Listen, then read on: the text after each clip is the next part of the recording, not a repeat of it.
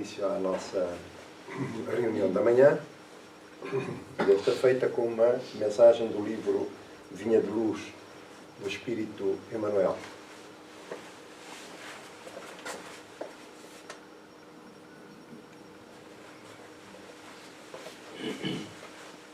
Então, o título da mensagem é De Alma Desperta.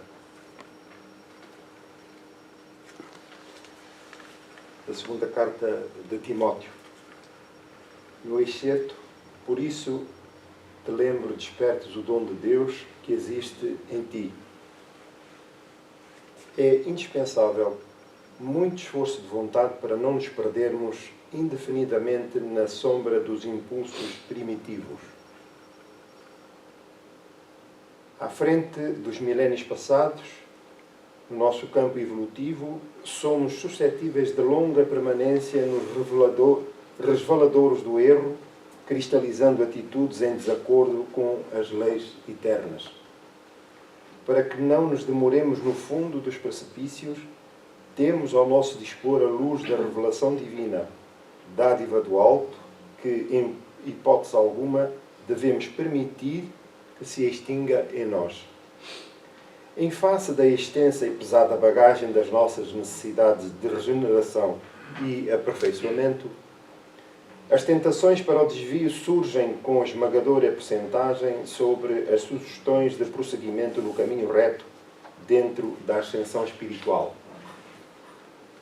Nas menores atividades da luta humana, o aprendiz é influenciado a permanecer às escuras. Nas palestras comuns, cercam-no insinuações caluniosas e descabidas. Nos pensamentos habituais, recebe 1001 convites desordenados das zonas inferiores. Nas aplicações da justiça, é compelido a difíceis recapitulações em virtude do demasiado individualismo do pretérito que procura perpetuar-se. Nas ações de trabalho, em obediência às determinações da vida, é muita vez levado a buscar descanso indevido. Até mesmo na alimentação do corpo, é conduzido a perigosas convocações do desequilíbrio. Por essa razão, Paulo aconselhava ao companheiro não olvidasse a necessidade de acordar o dom de Deus no altar do coração, que o homem sofrerá tentações, que cairá muitas vezes, que se afligirá com decepções e desânimos na estrada iluminativa. Não padece dúvida para nenhum de nós, irmãos mais velhos em experiência maior. Entretanto, é imprescindível que nascemos de alma desperta, na posição de reerguimento e reedificação sempre que necessário. Que as sombras do passado nos fustiguem, mas que jamais nos esqueçamos de reacender a própria luz. Então vamos unir os nossos pensamentos, colocando na nossa tela mental a figura de Jesus, o amigo incomparável das nossas vidas, que permanece conosco, vigilante, misericordioso e generoso para com todos. Querido Mestre, querido amigo, eis-nos reunidos em vosso nome, e em nome de Deus Pai, o Criador da vida, que nos sustenta, que nos ampara, que nos inspira e ao qual devemos a existência e as condições a que estamos irremediavelmente destinados, da plena felicidade, do pleno bem. Agora, porém, Senhor, as vicissitudes da vida refletem o passado tortuoso dos nossos caminhos, nem sempre iluminados pelas forças do bem, pelos nossos intentos de nos ajustarmos àqueles que em vosso nome nos amparam e inspiram. Hoje é tempo de reflexão, para que o futuro se aplane e seja regado com a água do bem e do amor, do perdão, da condescendência e da tolerância, a fim de podermos criar em nós um mundo novo, de luz e de paz. Tenhamos já o compromisso de trabalharmos pelo nosso aprimoramento moral, lutando contra as sombras que permanecem, e o desejo sincero e firme de superarmos as limitações a fim de crescermos para vós, escalarmos o caminho do progresso a que estamos destinados, com o trabalho que nos é devido. Possam os esclarecimentos que a doutrina espírita nos faculta para melhor compreendermos como pensar, sentir e agir, superando as sombras que teimam em permanecer na intimidade, criando um mundo novo, Senhor, do homem de bem, em consonância com as forças superiores da vida. Sabes das nossas dores, o enfrentamento com as frustrações, os desgostos, os desaires. Mas são circunstâncias a que somos chamados, desafios que a própria vida nos coloca para nosso despertamento e crescimento interior. Antevemos, Senhor, um futuro radioso para todos, e a jornada do presente é tão somente uma fração minúscula no tempo, tempo infinito, diante da magnitude da vida eterna, da qual fazemos parte. Sentindo, Senhor, a Tua presença, encorajamo-nos a prosseguir, levando a nossa cruz até ao topo do Calvário, a fim que se estabeleça definitivamente a remissão dos erros e dos compromissos, dos desvios às leis perfeitas, às leis divinas, às leis morais. Assim, Senhor, não nos debruçamos sobre o passado, mas abrimos os braços e a alma para o futuro, o que nos preenche o coração e a mente de alegria, de paz e harmonia. Eis-nos, pois, Senhor, em festa espiritual, cantando hossanas, com os sentimentos entrelaçados, àqueles que jornadeiam lado a lado nos dois planos da vida. Não esquecemos, Senhor, todos quantos sofrem, no plano físico, no plano espiritual, aqueles que nos são mais próximos ou distantes, mas todos, fazendo parte da família universal, estamos solidários, e laços de afeto entretecidos ao longo do tempo, o amor expande e abrange, Senhor, a própria vida. Eis-nos, pois, Senhor, aí integrados e felizes. Que a Tua paz permaneça conosco. Muito obrigado.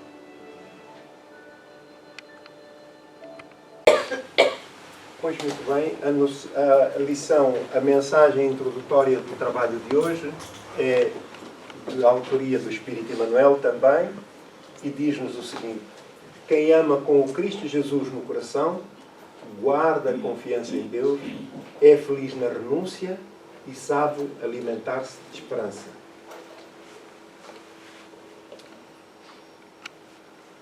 Vamos dar continuidade ao estudo do Livro dos Médiuns, capítulo 25, das evocações. Portanto, o capítulo que se tem mantido ao longo das semanas e cujos temas são de veras importantes e pertinentes para o conhecimento do intercâmbio e das comunicações entre o plano físico e o plano espiritual, mormente mais acentuadamente no que respeita às comunicações mediúnicas, ao uso das faculdades mediúnicas.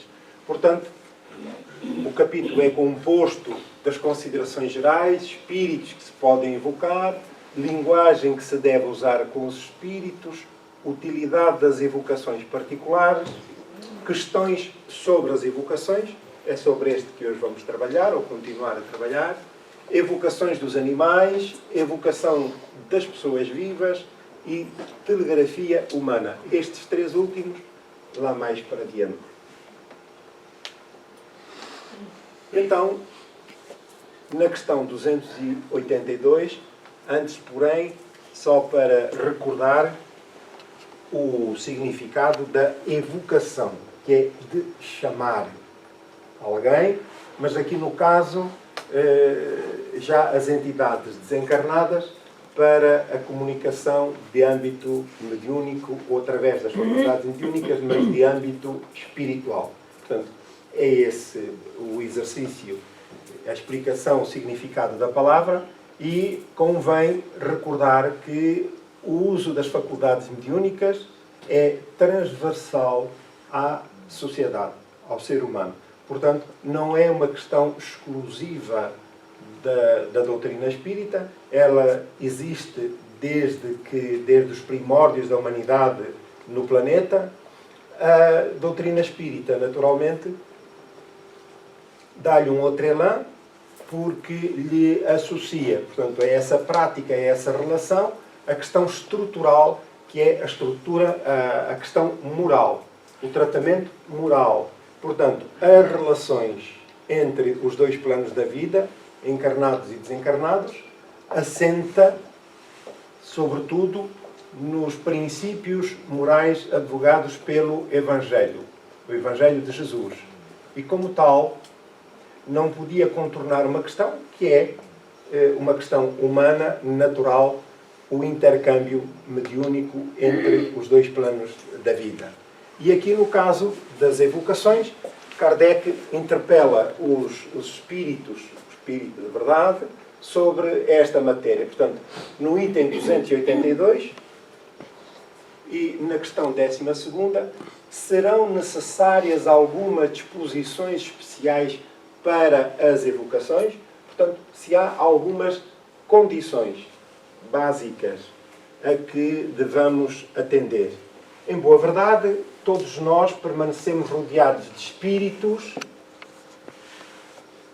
sempre pelos nossos tutelares espirituais, os nossos afetos, os nossos desafetos e aqueles que também, não sendo propriamente das nossas relações diretas, simpatizam ou antipatizam connosco. Tudo dependendo dos esforços que façamos pelo nosso aprimoramento moral, logo pela transformação íntima, isso marcará, não só sob o ponto de vista energético, mas vibratório, condições que serão sinais, avisos que atrairão para junto de nós espíritos do mesmo quilate. Portanto, esse exercício é da nossa exclusiva responsabilidade, porque tudo se afina ou desafina de acordo com o nosso padrão vibratório.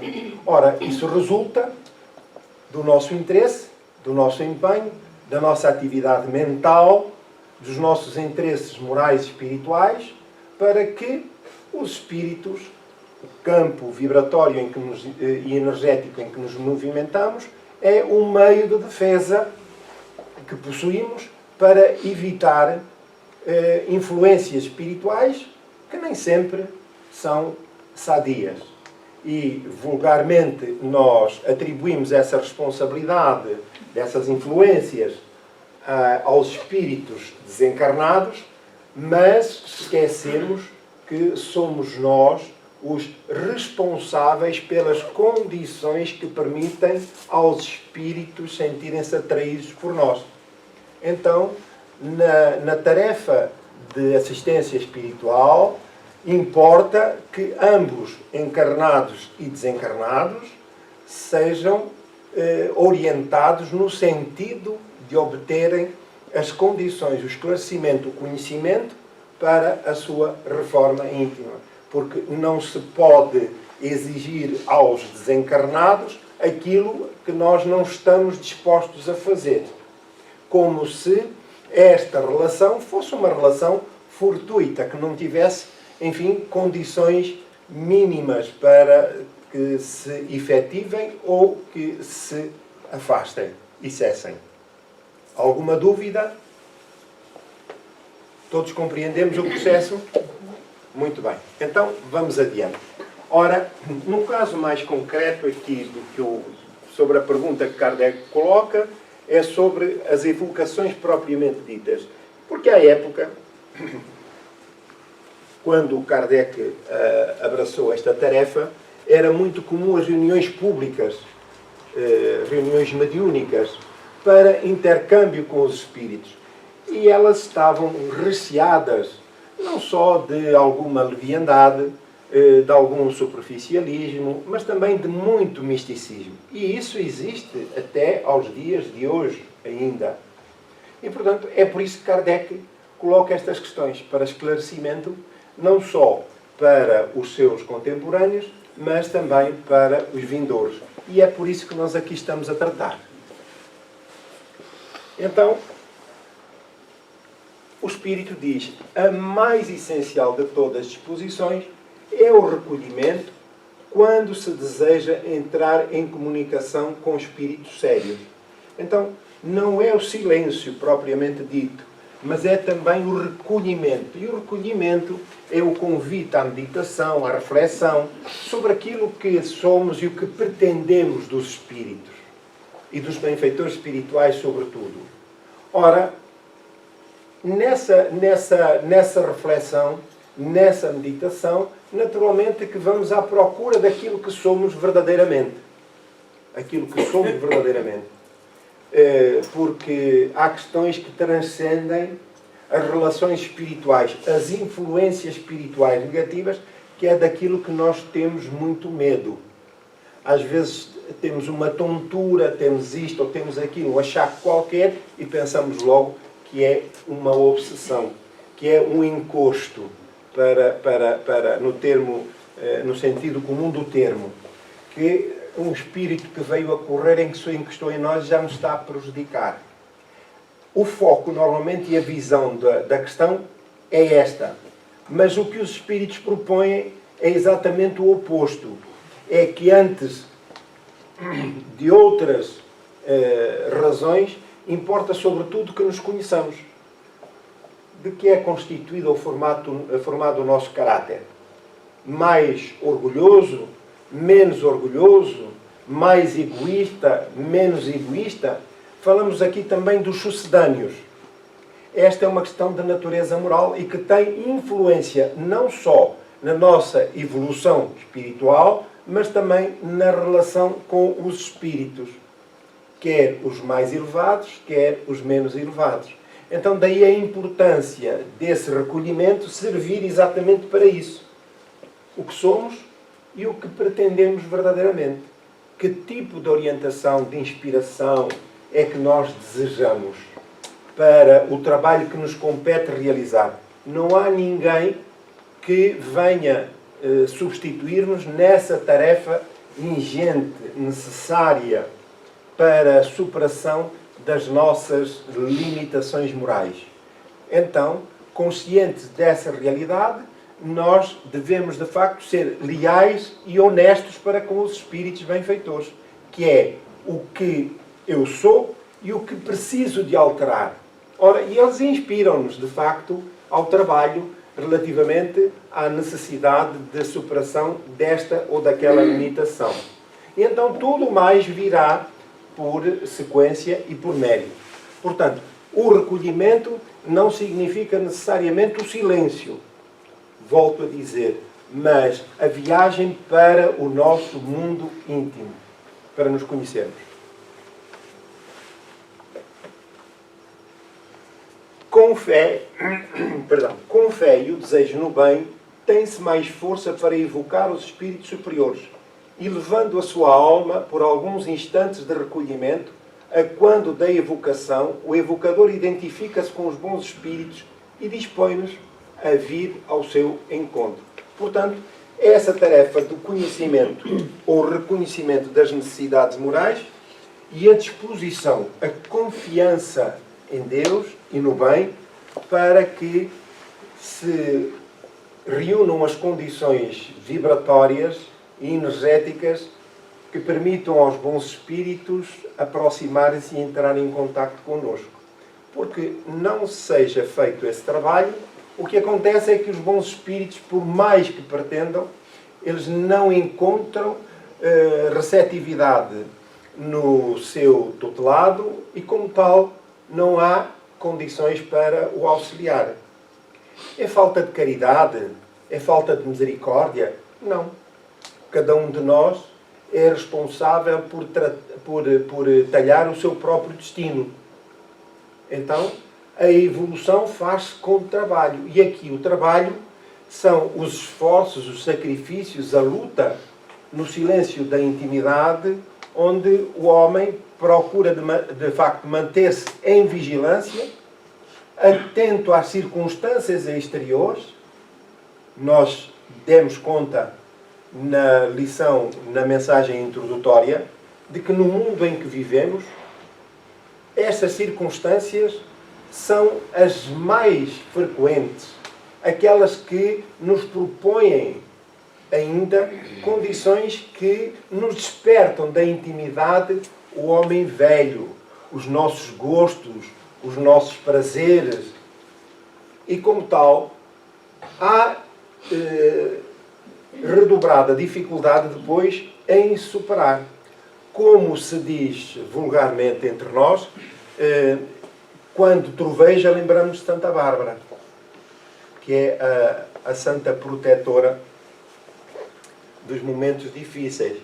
Ora, é nesses momentos das dificuldades em que nós vamos a correr e dispostos a apelar para Deus, e estamos dispostos a todos os sacrifícios de natureza física ou material, não moral, física ou material, para que o fardo que transportamos, as provas difíceis por que passamos, possam ser alijadas, possam ser encaminhadas para o outro lado.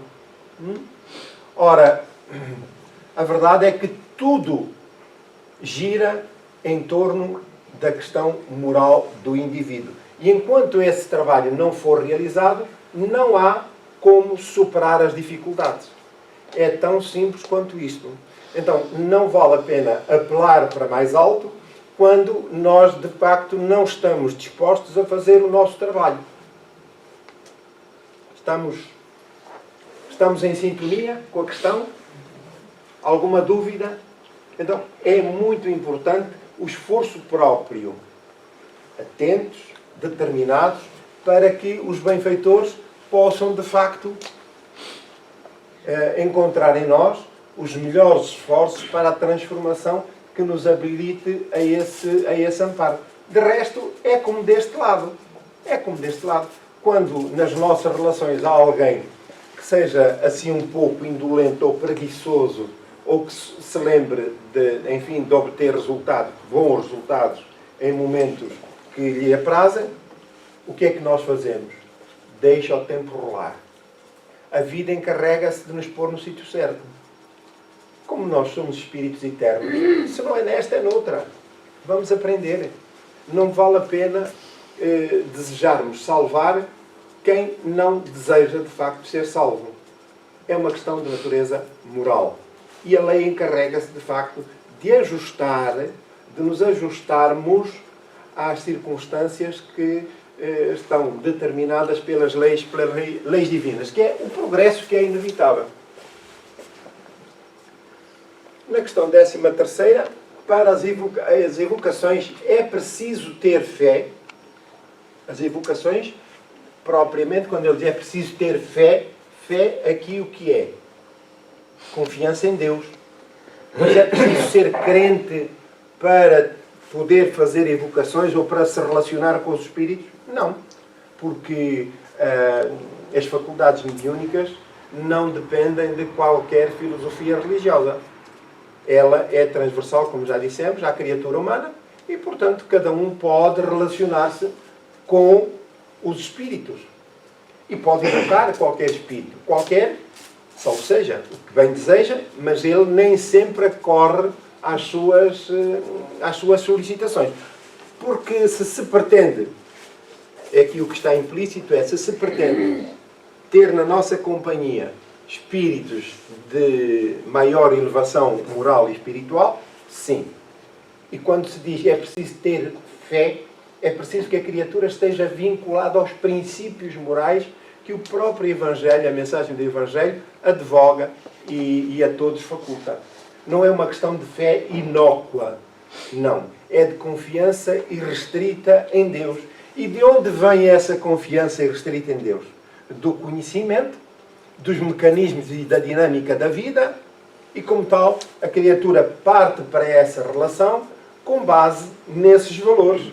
E então, dentro desse quadro, é perfeitamente possível comunicar-se com espíritos mais elevados ou com espíritos menos elevados.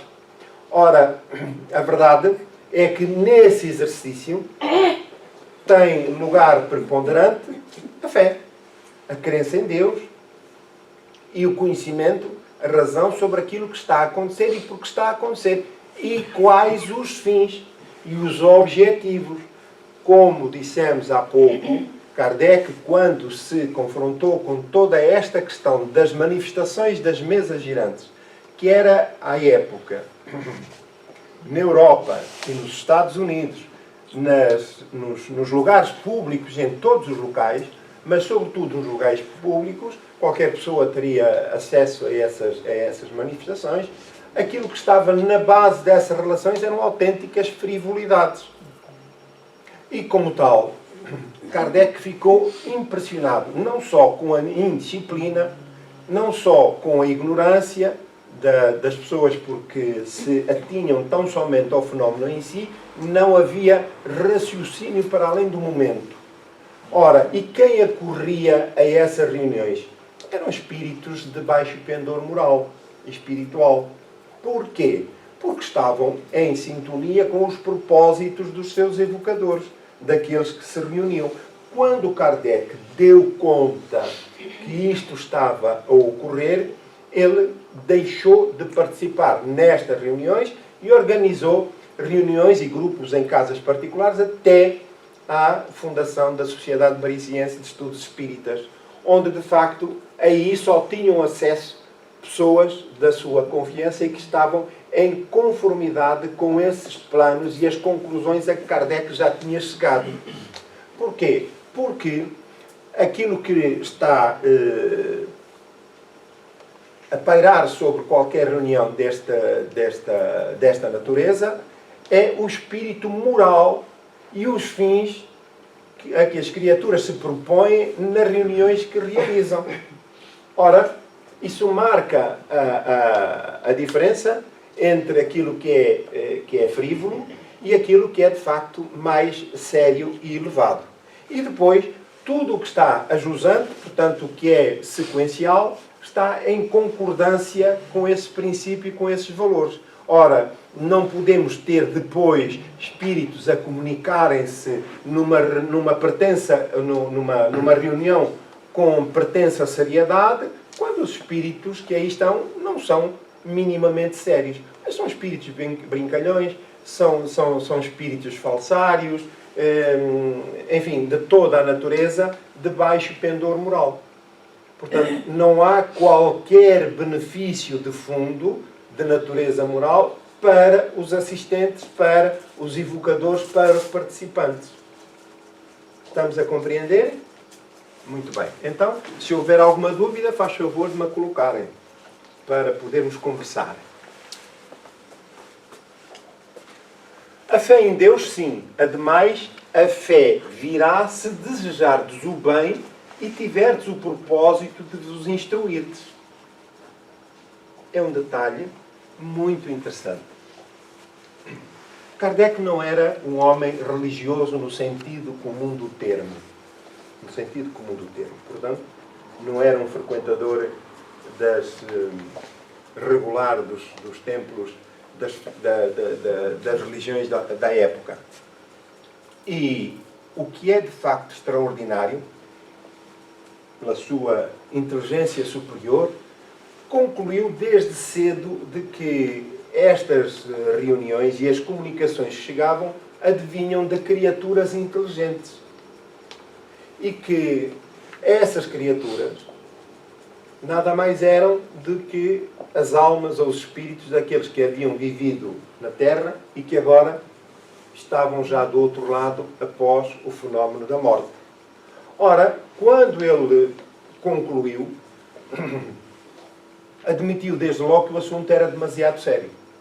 Não podia estar sob o espírito da frivolidade que ele encontrou nas reuniões mais vulgares. E por isso é que ele se retira depois destes locais para constituir e para se integrar em grupo privado e depois na Sociedade Parisiense de Estudos Espíritas. E tudo vem sequencialmente. Então, é esse vislumbre, esse contacto com a realidade espiritual e com as revelações que os bons espíritos lhe fazem a respeito das questões mais importantes para nós e que estão ao alcance do nosso entendimento, portanto, espíritos já de elevado quilate moral, que lhe vêm atender às questões e criar o corpo daquilo que ele denominou depois como de doutrina espírita ou de doutrina dos espíritos, ou espiritismo. E, portanto, a sua fé, que é aqui o que importa, a sua fé cresce e fortalece-se pela observação e pela inteligência com que coloca no trabalho e nas comunicações com os espíritos. Portanto, por isso é que a doutrina espírita é uma doutrina racional, porque convida ao estudo, à reflexão, e se alguém, muita gente, não aceita os princípios estruturais da doutrina espírita, porque não aceita e há que respeitar, porque cada um segue o seu caminho, trilha a jornada da vida em função daquilo que entende ser o melhor. Mas, no caso, nós não podemos aceitar, nós espíritas, que a nossa fé caminhe por campos místicos ou delirantes, como muitas vezes acontece, ou fantasiosos. Não. A doutrina é uma doutrina racional. Desculpa, fechou, Isabel? Se calhar é melhor para não voltar a bater. Não são os espíritos. Estejam sossegados. Não são. É o vento, não é? O Espírito de Deus é o vento. É o vento, é? Muito bem. Então, estamos perante uma doutrina que nos convida à razão. E tudo que passe da razão, e da razão da nossa razão, não é da razão dos outros. Portanto, nós temos que compreender os mecanismos do ensino espiritual para construirmos a nossa fé, consolidá-la em bases sólidas, porque vamos necessitar dessas condições para estabelecermos coragem, ânimo, esperança, alegria para viver e enfrentar as vicissitudes que fazem parte do nosso crescimento. Na questão 14ª, reunidos em comunhão de pensamentos e de intenções, dispõem os homens de mais poder para evocar os espíritos? Vamos ver. Quando todos estão reunidos pela caridade e para o bem, alcançam grandes coisas. Nada é mais prejudicial ao resultado das evocações do que a divergência de ideias. Portanto, quem se dispõe a este exercício deve ter presente a razão, a sua fé, o seu bom propósito de servir à causa, enfim, à evocação dos espíritos de forma leal e honesta. Ora, mas porquê é que isso é fundamental? É só por uma questão humana, uma questão teórica? É só retórica? Não, não é. se nós pudermos verificar no plano espiritual, qualquer pessoa, de acordo com o seu estatuto, vive, está embebido num ambiente energético e vibratório que lhe é próprio. Portanto, quanto mais enobrecedor for o seu caráter, quanto mais esforços a criatura fizer pelo seu aperfeiçoamento moral, mais refinadas são as suas vibrações. E mais dilatado é o seu campo energético em que ele se movimenta. E este campo vibratório e energético, ele é colorido, desde o mais pesado, escuro, ao mais leve, cristalino, transparente e incolor até. Portanto, é o espectro da coloração que advém do próprio interesse e esforços do indivíduo e que vive nesse ambiente. Ora, esse ambiente, para quem tem essa preocupação e que investe o melhor de si para o seu aprimoramento, e todo esse campo energético é um campo salutar.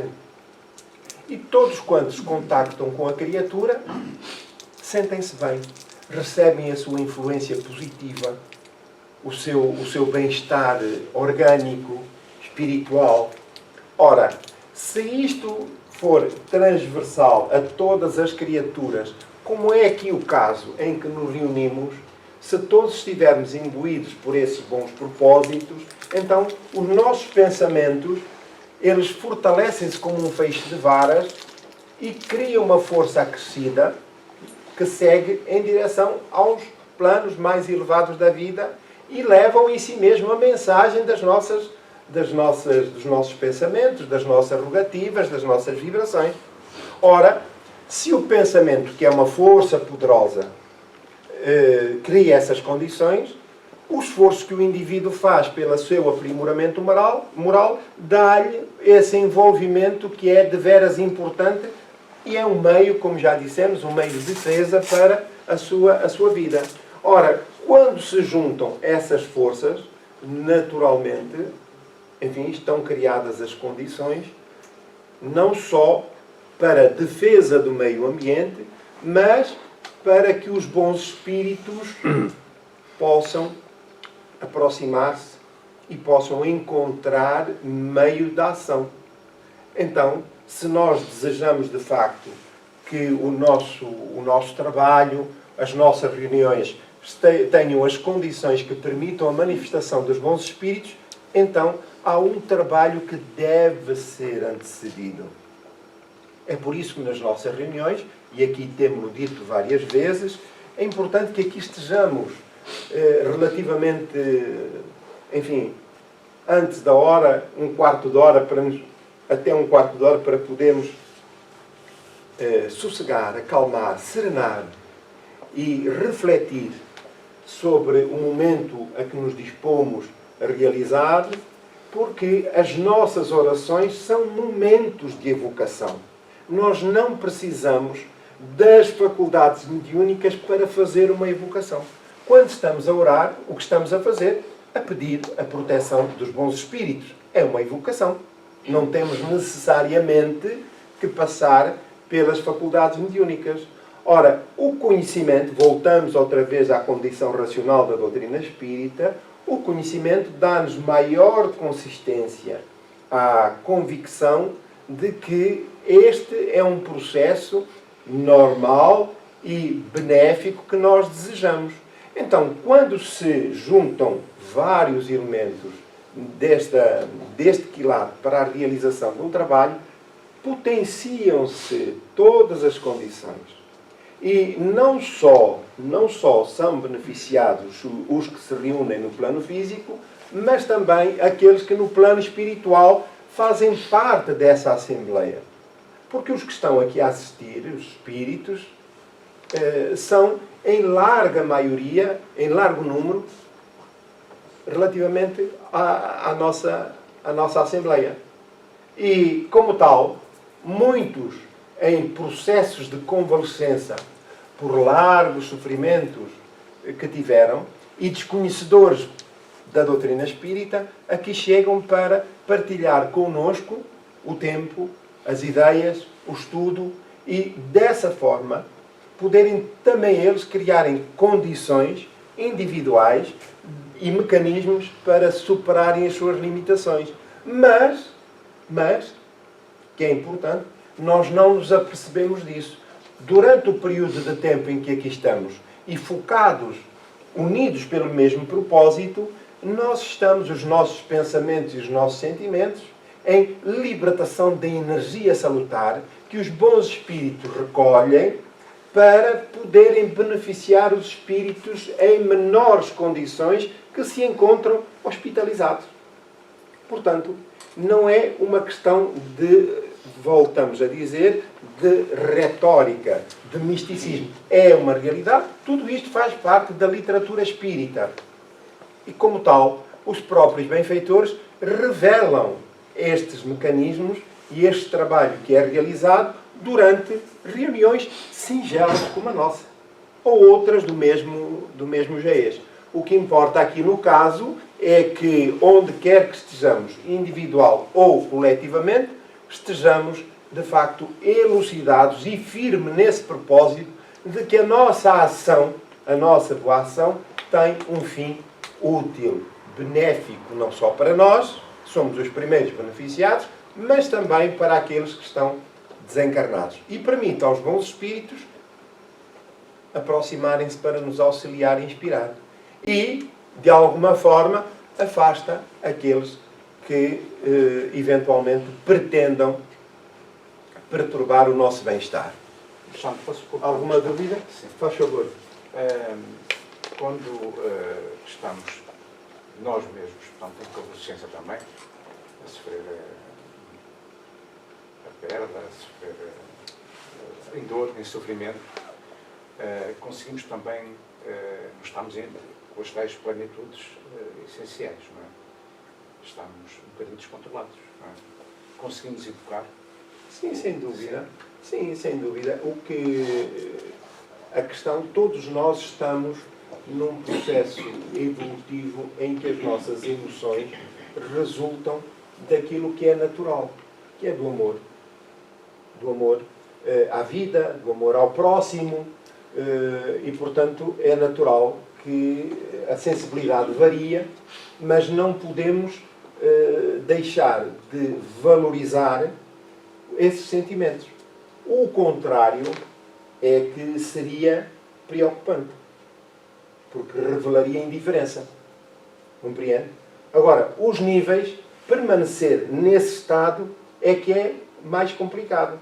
E aí, qual é a função da doutrina espírita? Esclarecer. E o esclarecimento, qual é o objetivo? É dar ânimo, coragem, lucidez, porque se até aqui a minha visão da vida é uma, agora vai passar a ser outra. Então, nós temos que aceitar os desígnios divinos e ter a perspectiva de que a vida se prolonga para além da morte e que nada se transforma, a não ser o desligamento relativamente ao corpo, portanto, o abandono do corpo físico. A verdade é que a vida é plena. Então, é plena e não é fortuita. Não é fortuita. Porque tudo está sobre a orientação e os desígnios divinos. As leis divinas são leis perfeitas, misericordiosas e amorosas. E ninguém entra, nem ninguém sai da vida sem estar programado. A não ser em numa circunstância sobretudo, que é do suicídio. O suicídio não faz parte dos códigos divinos, como também não faz o aborto. Portanto, mas aí, muitas das vezes, nessas circunstâncias, como nos homicídios por aí adiante, sendo da responsabilidade da criatura ou dos intervenientes, a vítima pode estar diante de uma remissão relativamente ao passado. As leis divinas, nós não nascemos para o mal. Não nascemos para fazer o mal. a verdade é que o passado, muitas das vezes, retorna e o que acontece? Nós não estamos vigilantes e agimos por impulso. E precipitamos e deixamos muitas das vezes também influenciar pelas criaturas que nos envolvem. Porquê? Porque não cuidamos antes de vigiar a nossa casa mental. Os nossos pendores, as nossas condições morais, as nossas necessidades. Portanto, aquilo que já falamos anteriormente. Esclareci? Pronto. Então, estas condições, nós estamos no meio que nos é benéfico, de energias, de boas presenças espirituais. Portanto, somos os primeiros beneficiados pelo esforço que advém da nossa vontade. Será conveniente a precaução de se formar cadeia, dando-se as mãos entre todos, alguns minutos antes de começar a reunião? Portanto, porquê é que Kardec coloca esta questão?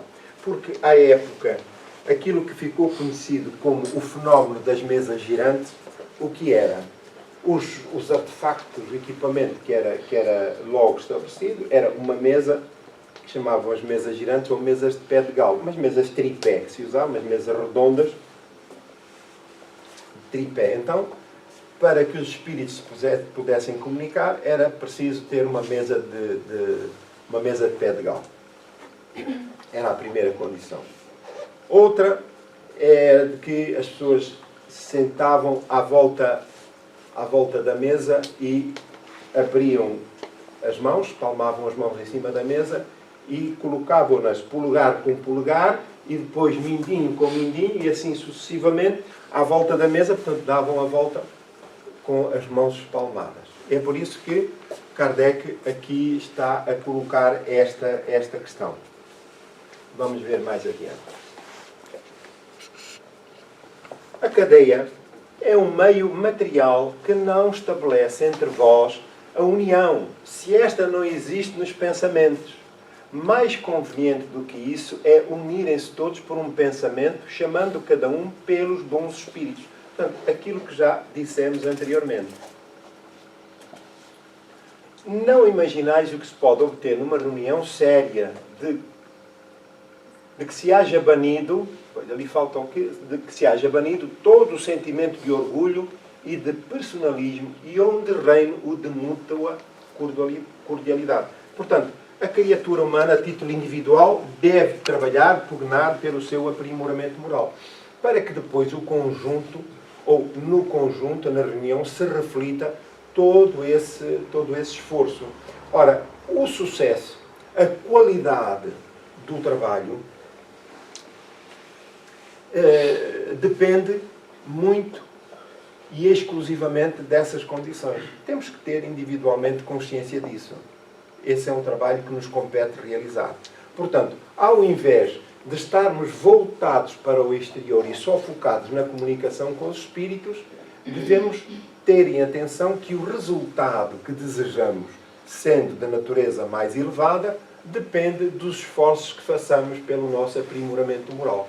Isto é transversal a todo o grupo. Então, aqui no caso, não é uma questão de presença física, é uma questão de presença espiritual. E onde nós transportarmos o corpo, ou para onde transportarmos o corpo, é importante que tenha também o espírito. Porque não vale a pena nós estarmos aqui com o corpo e com a mente noutro sítio qualquer. Ora, esse tempo já passou, em termos da doutrina espírita, é disso que estamos a falar. Mas todas aquelas condições e requisitos que aqui são colocados são questões místicas. Mas os espíritos em tese, não se comunicam nessas condições, comunicam-se. Mas quem são os espíritos que se vão comunicar? São espíritos afins. Ora, se eu, que vou para uma reunião mediúnica, acredito plenamente de que ela vai depender da mesa do pé de galo, que vai depender da união das mãos, do toque das mãos e por aí adiante, ou outros símbolos quaisquer, então é certo e sabido que esses espíritos desencarnados são eles que nos motivam a isso. E nós, muitas das vezes, por ignorância, julgando que o espírito, portanto, desencarnado, nessa condição, é por si só um orientador espiritual. E não é. O que acontece é que eu, acreditando, encarnado, se acreditar nestas condições para a possibilidade das comunicações espirituais, quando eu desencarnar e aproximar-me de um grupo desta natureza, o que é que vai acontecer? Que conselho é que eu vou dar aos que estão deste lado? Ninguém sabe. Isto está mal. Como? Vai precisar dos mesmos elementos materiais. É o conselho que ele vai dar. Quer dizer, o desencarne do espírito não significa qualquer mudança nos seus conhecimentos nem no seu estatuto. Ora, se eu acredito na mesa do pé de galo e nas mãos espalmadas em cima da mesa ou outras, é isso que eu vou aconselhar. E como já dissemos atrás, o relacionamento mediúnico é transversal ao homem desde os seus primórdios, nós vemos aí, neste tipo de manifestações, os mesmos pendores, os mesmos princípios da antiguidade, cujos espíritos eram tidos pelos seus crentes encarnados como deuses e que, para que se realizassem as condições, para que se reunissem as condições que seriam interessantes para as colheitas, para a saúde do gado, para isto e para aquilo, era preciso sacrificar, nos primórdios, era preciso sacrificar seres humanos. E depois passou-se para os animais. E hoje, já como não é permitido, as leis já não permitem, as leis humanas já não permitem, então o que é que nós fazemos? Acendemos velas, vamos a pé aos santuários,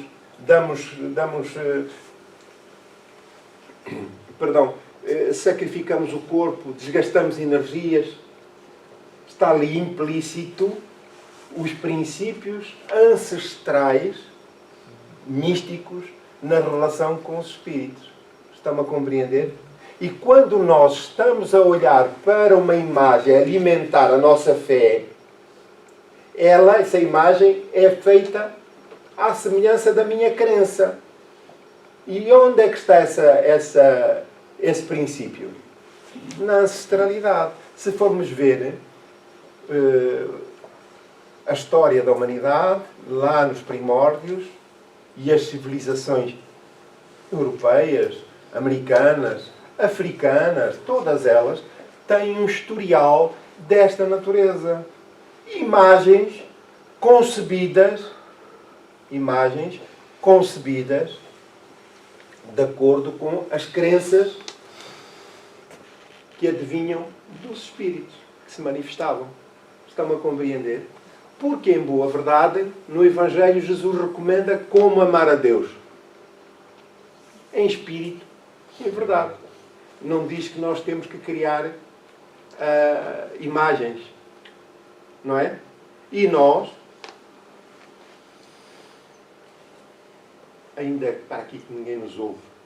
Não está aqui ninguém a ouvir. Não, não está. Ainda gostamos muito de ter um santinho em casa. E ainda acreditamos nas velas. Os nossos rituais, muitas das vezes, são ainda assentes nessas crenças. Ainda não os despojamos. Há casas espíritas em que é ponto de honra ter uma mesa branca, uma toalha branca em cima da mesa. Ou não? É. O que é isto? Nós continuamos amarrados ao misticismo. Dizem, mas não pode ter uma toalha branca? Pode. Mas se puder lá ter uma amarela, também não faz mal? Não, não faz. É a toalha que importa, porque é um elemento decorativo que se põe.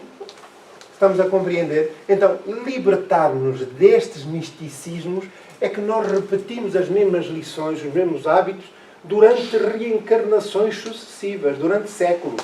E hoje nós temos alguma dificuldade em libertar-nos disso. Está certo? Então, vejamos aqui a resposta do Espírito a Kardec, que não tem influência nenhuma. O que importa é a mente e o caráter. É disso que dizer, mesmo que a gente esteja ainda ligado a uma velinha ou uma imagem, o que interessa é a nossa mente. Mas podemos estar ligados a algum misticismo. Mas ainda não nos libertamos dele. Certo, mas o que interessa é a nossa mente. Sim, mas a verdade é que nós não prescindimos daquilo porque ainda nós acreditamos num Deus antropomórfico, isto é, humano, com as características e pendores humanas. Não nos libertamos disso, do misticismo. E dizemos assim, eu preciso de fazer uma oração, eu tenho que ter uma velinha acesa. Ou preciso de fazer uma oração, tenho que ir ao centro espírita, ou tenho que ir à igreja. Não, onde eu estiver, eu posso fazer uma oração em qualquer lugar. Pronto. Mas a verdade é que importa estarmos libertos desses misticismos. Porquê? Porque isso não traz qualquer benefício para aquilo que são os nossos interesses espirituais. É disso que estamos aqui a falar. Certo? Eu Faz favor. só queria fazer uma pergunta. É assim, depende do sentido que a pessoa dá à imagem. Quer dizer, como venera aquela imagem? Eu, por exemplo, eu tenho um Buda que me ofereceram em madeira. Aquilo não me diz nada. Mas eu gostei tanto da estátua em si que fiquei com ela. Mas não fiquei com ela para simbolizar isto ou aquilo, só como ornamento. Não, então não venera. Não. Então não venera. É o que estou a dizer. Certo, mas isso não venera. Isso é um elemento Isso é um elemento decorativo. Exato. Não tem nada a ver com veneração. Nem estamos dependentes misticamente do objeto que muitas das vezes nós julgamos essencial. E isto são práticas correntes e muitas das vezes difíceis de desligar. Porquê? Porque nós não usamos a razão. E é por isso que Kardec coloca ali aquela questão e eles dão esta resposta. Está certo? Isto é válido para nós espíritas, não é para os outros. Os outros estão errados? Não estão. É o momento deles, é o espaço deles.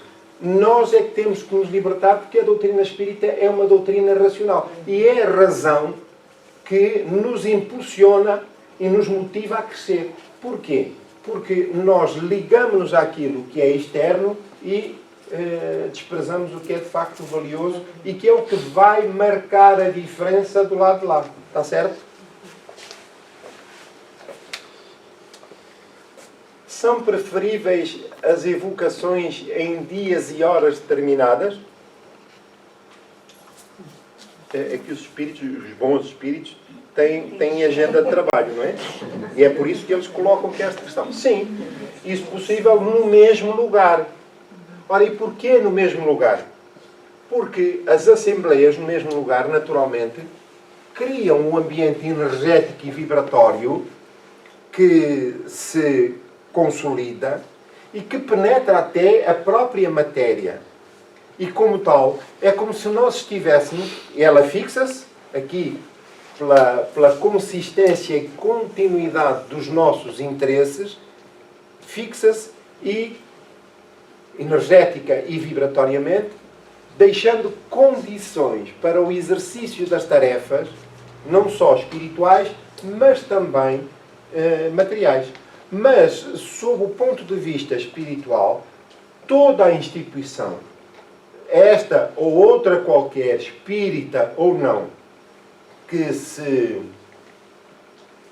esteja destinada, empenhada na prática do bem, da caridade, das relações solidárias e fraternas entre os seus profitentes, estão criadas condições para a instalação desse ambiente energético e vibratório. Portanto, isto é comum e é transversal a todas as criaturas e a todas as instituições. Não nos esqueçamos que Deus é infinitamente misericordioso e bom e está presente em tudo e em todos. Quando aqui falamos do misticismo, da crença e da devoção da veneração de imagens e outras práticas, não é, nem vejam nisto qualquer atitude condenatória. Porque nesses lugares, e apesar desses hábitos, há criaturas que, acreditando e vivendo dessa forma, são excelentes criaturas. E isso não atrapalha em nada o seu estatuto espiritual. Não atrapalha nada. E, portanto, são caminhos que se percorrem, este ou outros, e aquilo que importa é, de facto, a natureza íntima, moral da criatura. Ora, no que diz respeito à casa espírita, é fundamental que tenhamos em conta essas condições, porque estamos aqui, nós, estamos a ser beneficiados desse ambiente. Os benfeitores estão aqui pelo ambiente a dar apoio e amparo a toda a gente, que aqui está. Não só aos desencarnados, mas também aos encarnados. E isso só é possível porque os benfeitores, ou melhor, nós, encarnados, a nossa atitude e o nosso interesse tem um determinado objetivo e cria essas condições. Ora, este ambiente energético e vibratório evita o acesso de espíritos de baixo pendor moral. Espíritos perturbados, espíritos violentos, qualquer entidade de natureza inferior. Portanto, todas elas entram no ambiente, mas em concordância com as determinações de quem está na portaria. Portanto, o desejo constante que tendes é que auxilie os espíritos a porem-se em comunicação connosco. Eles têm ocupações que não podem deixar inesperadamente para atendimento da vossa satisfação pessoal. Portanto, tal como acontece connosco, se alguém dizer, olha, eu precisava de me reunir com o senhor logo. Deixe-me ver, olha, não posso. Logo já tenho a agenda preenchida, amanhã às tantas horas, se der, muito bem, se não der amanhã é para o dia seguinte, com os espíritos exatamente assim. A não ser casos de extrema necessidade, naturalmente, em que precisam, de facto, de um amparo urgente. Digo no mesmo lugar, mas não julgueis que isso deva constituir uma obrigação absoluta, porquanto os espíritos vão a toda a parte. Portanto, dependendo de méritos ou de méritos da criatura, os espíritos movimentam-se. E razões. Há razões e razões. Nós, em muitos casos, gostaríamos de ser atendidos, enfim, a qualquer hora e lugar que os espíritos estivessem à nossa disposição, e isso não é possível pela natureza dos seus compromissos, tal como ocorre connosco enquanto encarnados. Quero dizer que um lugar consagrado a reuniões é preferível porque o recolhimento se faz mais perfeito, do que aqui já falamos anteriormente. Na questão 17ª, certos objetos, como medalhas e talismãs, têm a propriedade de atrair ou repelir os espíritos conforme pretendem alguns? Ora, o que acontece muitas das vezes é que nós lá arranjamos um Buda. Não fui eu, Pedro. Arranjamos outra imagem qualquer e colocamos, bem proteger do mal olhado. Eu recordo-me, tinha meus 7 anos, e os meus pais resolveram, que eram pessoas também crentes nos espíritos, e levarem-nos lá uma médium para saber, é evidente que a médium disse logo que nós estávamos cheios de mal olhado, não é? Estamos repletos de mal olhado. Eu devia estar aí na casa dos meus 7 anos, o meu irmão devia estar nos 6, era isso, 7, 6 anos. Então qual foi a receita? Era usar assim um saquinho, não sei se com umas sementes, com umas pedras ou qualquer coisa, nós punhamos aqui a cinta e punhamos aqui e andávamos sempre com aquilo. À noite tirávamos para ir dormir, no outro dia de manhã a minha mãe perguntava logo, já puseste o cintinho? Oh, esqueci. Vai pôr já o cinto, põe isso à cinta, faz favor. E lá andávamos nós, até que nos convenceram-se que os espíritos já tinham ido todos embora, então tivemos autorização para tirar o talismã, não é? Que tínhamos. Outras vezes são medalhas, usa-se medalhas, não é? Usa-se medalhas, outras vezes são umas velas, tem que se pôr umas velas, tem que se pôr isto, tem que se pôr aquilo, não é verdade? Portanto, vamos ver o que é que os espíritos dizem, não é? Isto é difícil, não é? Deixar hábitos antigos. esta pergunta era escusada. Então, acontece também connosco. Nós também não podemos estar os espíritos dizem assim, então, mas tu não tens aí os livros, não podes estudar pelos livros, para que estás a fazer perguntas cujas respostas são óbvias? Não é verdade? Temos que estudar, aprender, para não estar repetidamente. Kardec diz, era escusada esta pergunta, porquanto, bem sabes, que a matéria não exerce nenhuma ação sobre os espíritos. Então, porquê é que as pessoas que recomendam, que têm mediunidade, usam-na e recomendam aos seus clientes que usem medalhas ou medalhões, talismãs, isto ou aquilo, não são os espíritos que se comunicam? São. Mas quem são esses espíritos que se comunicam? São espíritos atrasados, como disse há pouco, que também eles acreditam nessas condições, mas não têm qualquer influência, nem evita a aproximação de espíritos de baixo pendor moral, nem evita as obsessões. O que evita obsessões e incómodos de natureza espiritual é o empenho que possamos colocar na nossa reforma íntima. Alguma dúvida? Não há dúvida? Podemos ir para teste? Muito bem. Então, vamos terminar o nosso trabalho. Antes, porém, ainda tem aqui um último pedaço. Fica bem certo de que nenhum bom espírito aconselhará semelhante despropósito. Portanto, se alguém receber uma intuição, uma comunicação espiritual, a dizer que tem que usar uma medalha, um talismã, isto ou aquilo, já sabe qual é o nível dos espíritos que se comunicam e que aconselham a tal. Está certo? Muito bem. Então, ainda por último, vamos aqui ver a virtude dos talismãs de qualquer natureza que sejam, jamais existiu, senão na imaginação das pessoas crédulas. Não só quem receita, mas também em quem acredita e usa. Está certo? Isto é válido para talismãs, para velinhas. Eu quero dizer às senhoras que não deixem de usar uma velinha de cheiro. Não seja por isso. Mas que ela vá afastar os espíritos, não vai.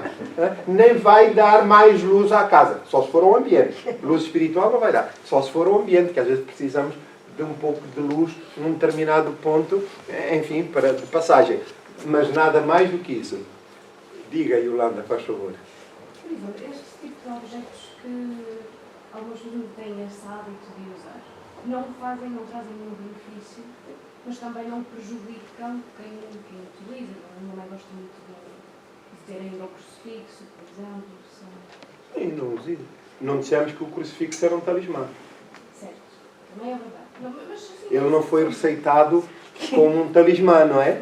Sim. Aí no caso. Eu acho que, por exemplo, até mesmo certos espaços, por exemplo, o altar em casa, às vezes com uma figura de Jesus, mas que ainda se usa, servem também às vezes para criar um ambiente de preparação, por exemplo. Não necessariamente, porque aí já entramos noutro âmbito, de que aqui falamos há pouco, a Nina, que é da veneração. Não é? Agora, se é um elemento decorativo, ele tanto me faz estar ali como estar ali noutro sítio qualquer. É um elemento decorativo, como um prato, ou isto ou aquilo. Agora, que ele seja preciso para poder criar um ambiente, nada. Olha o que está aqui. A virtude dos talismãs, de qualquer natureza que sejam, jamais existiu senão na imaginação das pessoas crédulas. Agora vamos perguntar. E as pessoas que não têm possibilidade de comprar essas coisas para ter em casa, nem para comprar uma velinha? O que é que vai acontecer? Os espíritos não lhe aparecem em casa. Hã? Nem falava tanto no sentido de veneração, mas... Não, disse-me assim, para a preparação. Sim. Se a preparação antecede a veneração, a crença. Certo. Está certo? Não era bem nesse sentido que eu estava a falar. Então. Eu vou usar um exemplo um bocado estranho. Como na cozinha, às vezes pomos a mesa e gostamos de ter sobreitinho porque vamos jantar. Por exemplo, antes do Evangelho eu gosto de ir para um certo sítio porque sei que é onde eu vou. Mas é um problema seu. Okay. É uma crença sua. Porque se você não tiver outro sítio, pode ir para a casa de banho. Compreende? O que faz o ambiente é a nossa crença. Eu estou no local de trabalho, eu suponho que estamos a trabalhar numa fábrica. Ruídos, gente a transitar, não sei quantos. Não há, quem está mesmo no epicentro ali do armazém, com empilhadores, isto ou aquilo, o único espaço reservado que tem é o da casa de banho. Então pode ir para a casa de banho, senta-se e faz ali uma oração, está ali a refletir o momento, acabou-se. E sai e continua a vida dele. Está certo? Portanto, os momentos, os locais, somos nós. Não nos podemos ater a essas condições. Agora, se eu gosto de estar sentado, se me pergunta, mas você quando faz o Evangelho, eu também sento-me no mesmo sítio. Mas se tiver que me sentar no outro, no seio da família, eu quando estou no sofá tenho sempre um lugar certo para sentar. Acontece aqui. Acontece aqui. A gente senta-se em algum lugar vago. Exatamente. Mas em casa estou sempre num sítio do sofá. O meu filho e a minha nora, quando chegam, ou a minha esposa, em casa, já sabem que aquele sítio é meu.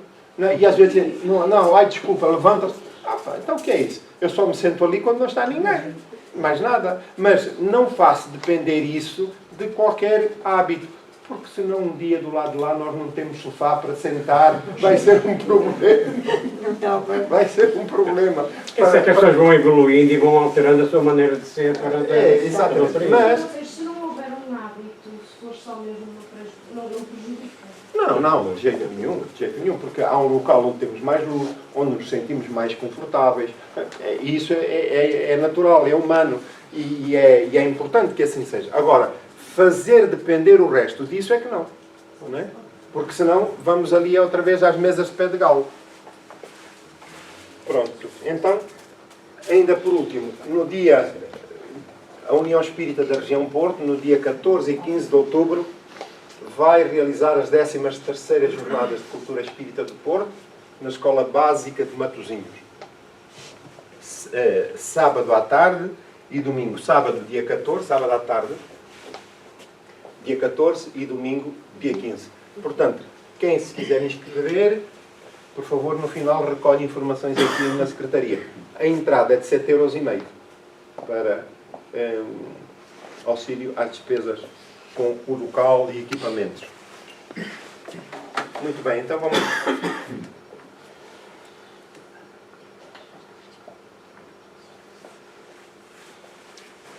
vamos para o encerramento. Fazermos uma oração. Procurando colocar na nossa tela mental a figura de Jesus.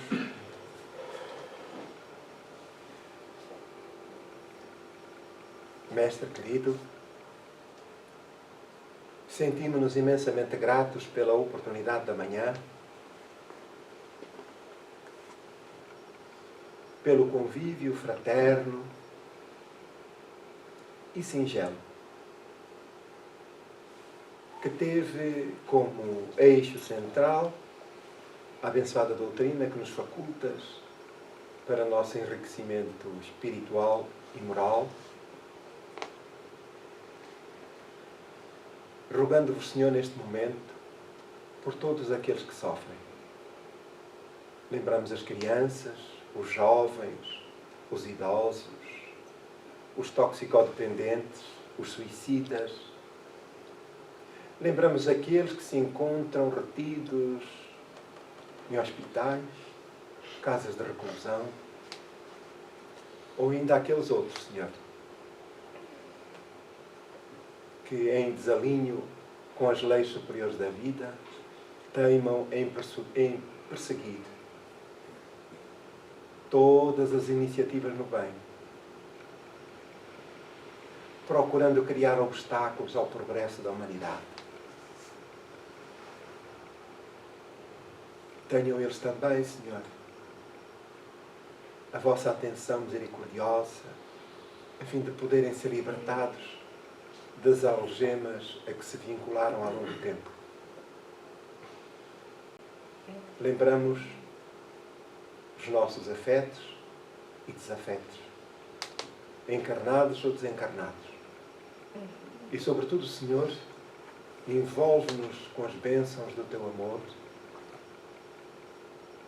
neste momento tão especial e particular em que descem dos céus pétalas perfumadas de saúde, de paz e de misericórdia, envolvendo cada um dos presentes, energizando, serenando a alma de cada um. Que a tua paz, Senhor, e o teu amor permaneçam connosco e deixa que sejamos o teu porta-estandarte de paz e misericórdia ao longo do tempo. Muito obrigado, Senhor.